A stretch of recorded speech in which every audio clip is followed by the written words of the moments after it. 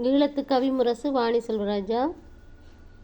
எல்லாருக்கும் வணக்கம். எப்படி இருக்கீங்க? நல்லா இருக்கணும்.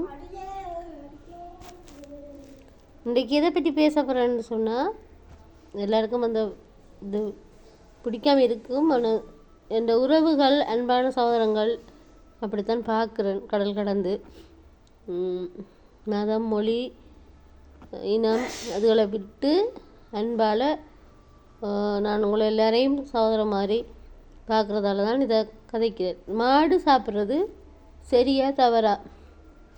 எதுவும் தவறாக கதைச்சிருந்தால் மன்னிச்சு கொள்ளுங்கள். இது என்ன விஷயம்னு சொன்னால், நாங்கள் சொல்கிறது ஒரு முன் உதாரணம், விழிப்புணர்வாக இருக்கும். சரியா? நீங்கள் மாடு சாப்பிட்றதுல ஒரு பிரச்சனையும் இல்லை, மாடை பற்றி உங்களுக்கு தெரிஞ்சிருக்கணும் என்றது தான் விஷயம். அன்றைய காலத்தில் மாடு உண்மையாகவே மாட்டை வச்சு நிறைய பேர் சாப்பிட்டவங்க, தவறும் இல்லை என்று சொன்னாங்க. சரியா? அது ஒரு பொருட்டாக இருக்கட்டும். சரியா? இப்போ நான் என்ன சொல்ல வரேன்னு சொன்னால், அன்றைய காலங்களில் மாடு சுத்தமான புல்லுகள் சாப்பிட்டு மேய்ஞ்சி தான் அந்த இதை மாட்டை வச்சு சாப்பிட்டாங்கன்னு சொல்கிறாங்க. சைவகாரர்கள் சிவனண்ட வாகனம் என்றால சாப்பிட்றலன்னு சொல்கிறாங்க. ஆனால் ஆதி காலத்தில் சாப்பிட்டேன்னு சொல்கிறாங்க. அது நமக்கு தெரியாத விஷயம். தெரிஞ்ச விஷயத்தை சொல்லுவோம். மாட்டு இறைச்சி இன்றைய காலத்தில் மாட்டு இறைச்சி சாப்பிட வேணாமென்று சொல்கிறேன். என்ன காரணம்னு சொன்னால், அது உங்களோட விருப்பம். அது என்ன காரணம் சாப்பிடக்கூடாதுன்றதுக்கு என்ன காரணம்னு சொன்னால், இப்போ மாடு தனியாக புல்லுகள் தான் சாப்பிடுதாண்டா இல்லை. இப்போ பொங்கல் சாப்பிடுது, சோறு சாப்பிடுது, பிரியாணி சாப்பிடுது, இது எல்லாத்தையும் சாப்பிடுது, கழிவுகளையும் சாப்பிடுது. அப்போ அவ்வளவு சேமிப்பு வயிற்றில் போய் இருக்குது. 16 அடி புழு உண்டு, நாடா புழு, அது இருக்குமா.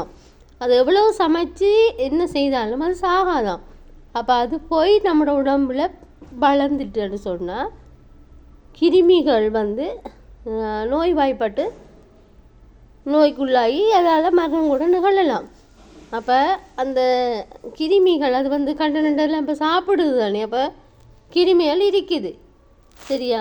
சில ஆக்கள் சொல்கிறாங்க, இப்போ நாம் சொன்னோன்னு சொல்லுவாங்க, நீங்கள் எப்படி சொல்கிறீங்க, மாட்டு வச்சு பாலெல்லாம் எடுக்கிறீங்க தானே, எல்லாம் செய்யுங்க. மாட்டு வச்சு பால் குடிக்கிறாங்க, இல்லைன்னு சொல்லலை, அதை காய்ச்சி குடிக்கிறாங்க. ஆனால் அந்த காய்ச்சி குடித்த பாலில் இருக்காண்டு இல்லை, ஆனால் இறைச்சியில் இருக்கேண்டு டாக்டர்ஸ் மாதிரி ஆய்வுகளில் சொல்லியிருக்காங்க. நீங்கள் எல்லாம் கேள்விப்பட்டிருப்பீங்க. அதை நிறைய சத்துக்கள் இருக்குது, இல்லைன்னு சொல்லலை. மாட்டுறச்சில் நிறைய சத்துக்கள் இருக்குது, இல்லைன்னு சொல்லலை. ஆனால் அந்த மாட்டுறச்சி சாப்பிட்றால நிறைய நோய்கள் இப்போ வருது. இன்றைய காலத்தில் மாடு தனியாக புல் மட்டும் மேய்கிறது இல்லை. சரியா? அதால் தயவு செய்து நீங்கள் மாட்டுறச்ச அந்த நாடா புழு இருக்கிறன்ற ஒரு காரணத்துக்காக தான் உங்களை புசிக்க வேணாம், சாப்பிட வேணாம்னு சொல்கிறேன். சரியா? இதால் வருத்தப்பட்டு பாதை எல்லாம் இருக்கிறது உங்களோட இதை பொறுத்து, உடம்பை பொறுத்து. சரியா?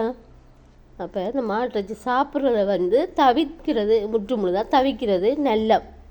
நன்றி, வணக்கம். உங்களோட ஆரோக்கியத்தில் எனக்கு ஒரு அக்கறை இருக்கிறதால அதை பற்றி சொல்ல வாரேன்.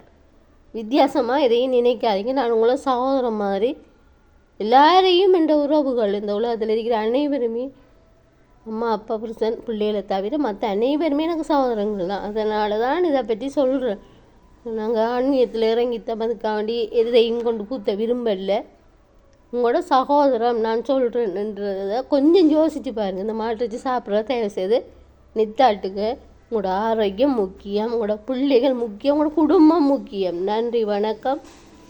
ஈழத்து கவிமுரசு வாணி செல்வராஜா. நன்றி.